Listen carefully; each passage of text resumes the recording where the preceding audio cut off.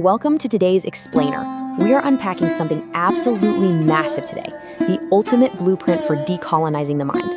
We're looking at Mahatma Gandhi's foundational 1909 text, Hind Swaraj, which translates to Indian Home Rule. Now, this isn't just some dusty historical pamphlet, right? It's a profound philosophical framework that bridges Indian history and global post-colonial theory. We're going to unpack its structure, its pretty relentless critique of modernity, and how it literally laid the intellectual groundwork for reshaping how we think about freedom itself. Okay, let's dive into this. Imagine fighting for decades to remove an imperial power, only to realize that, well, you've kept all of their oppressive systems entirely intact. What if the real empire is actually the way we've been taught to think? Gandhi argued that simply changing the nationality of the rulers wouldn't bring real freedom, not if the colonial mindset was still deeply rooted in the society. To really grasp the intensity of this text, you have to picture the chaotic environment where it was born. Gandhi wrote Hind Swaraj in 1909 while he was rocking aboard a steamship, the SS Kildonan Castle, traveling from London to South Africa. He penned this roughly 30,000-word manifesto in less than 10 days. He was so consumed by the urgency to get these ideas down on paper that when his right hand cramped up and was just completely exhausted, he didn't stop. He simply switched to his left hand and kept writing. It was a rapid, kind of desperate response to the rising tide of violent nationalism that he had just witnessed in London. Here is our roadmap for today. We'll cover 1. Writing Hind Swaraj. 2. The Socratic dialogic form. 3. Critique of modern civilization. 4. Redefining true Swaraj. 5. Satyagraha and Soul Force. And finally, 6. The post-colonial matrix. Let's start with section 1, writing Hind Swaraj, the origins of a radical text. When this text was released, it had a seismic impact. Gandhi proposed a highly radical and frankly deeply uncomfortable premise. Internal colonization is what actually allowed British rule to take hold. He argued that the British didn't conquer India solely through military might. Rather, Indians kind of handed it over by becoming captivated by the glitter of modern commerce and civilization.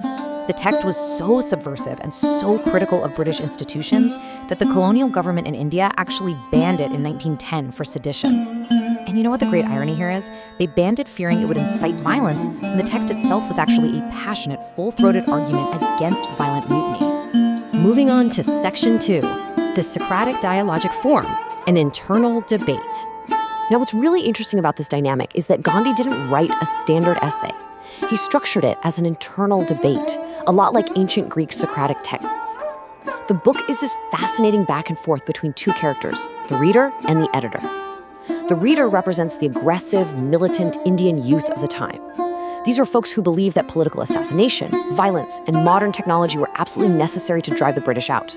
The reader essentially wants an Indian state with British military and industrial power, what Gandhi famously called English rule without the Englishman. The editor, who represents Gandhi himself, counters this by arguing that if you adopt the colonizer's tools, you inevitably internalize the colonizer's consciousness. That brings us to section 3, critique of modern civilization, the disease. So, if adopting the colonizer's tools is a trap, what exactly is wrong with those tools? Well, Gandhi presents a scathing, entirely uncompromising attack on modernity itself. He distinguishes between what he sees as true civilization, which is a mode of conduct promoting moral duty and self-restraint, and what he calls modern or satanic civilization, known as Kali Yuga. In his view, modern civilization is just totally obsessed with bodily comfort, material consumption, and speed, utterly abandoning any kind of moral or spiritual welfare. To illustrate this, Gandhi systematically targets 4 massive pillars of modern society. First up, the railways. He argued they weren't just a neutral tool of progress, but a way for the British to tighten military control and quickly drain grain from rural areas, which worsened famines. Second, lawyers. And actually, keep in mind, Gandhi was a British-trained lawyer, so the irony there definitely wasn't lost on him. He claimed the Anglo-Saxon legal system actively dismantled traditional village councils, or panchayats, and prolonged disputes just to enrich professionals. Third, doctors. His radical critique here was that modern medicine treated bodily symptoms with pills, allowing people to indulge their appetites without ever having to face the moral consequences of their lack of self-control. And finally, machinery. He viewed industrial machinery as something that destroyed manual labor and concentrated wealth in the hands of a few. Think about how tethered we feel to our smartphones today. He was calling this exact kind of psychological enslavement out a century ago with steam engines.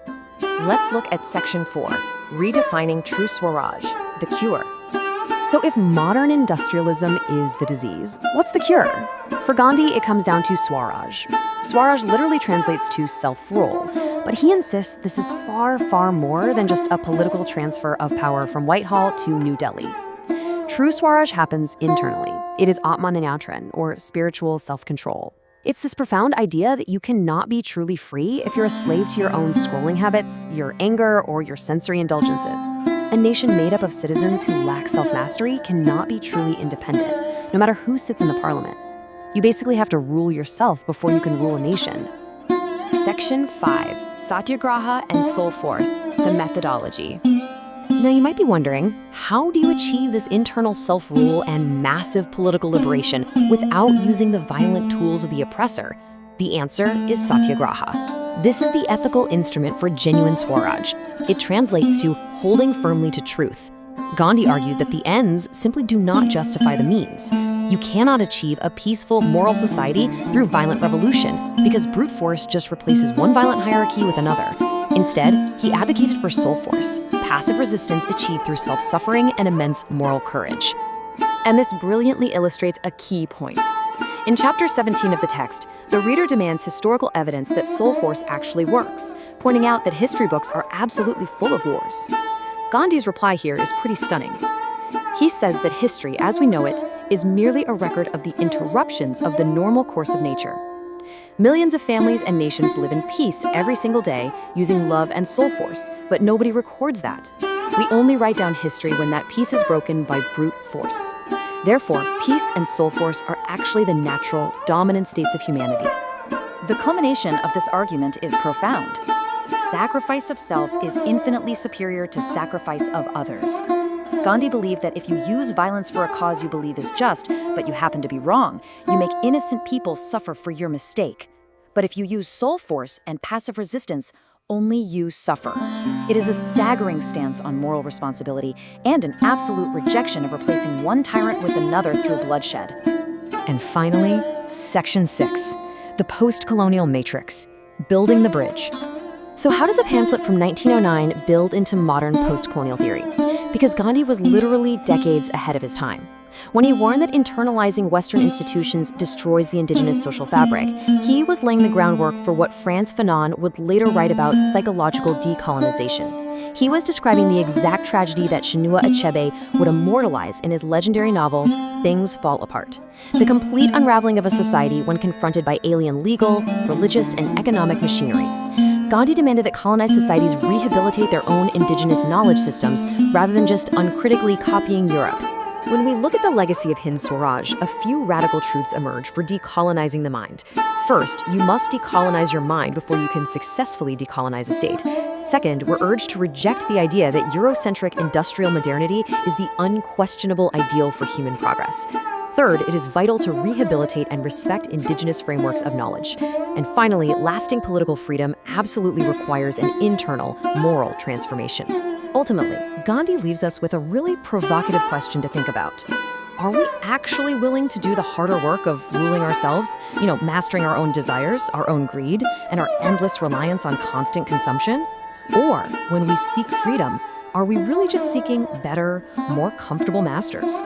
It's a question posed over a century ago, but looking at our fast-paced, hyper-connected world today, it might be more relevant now than ever before. Thank you for joining me on this explainer, and keep questioning.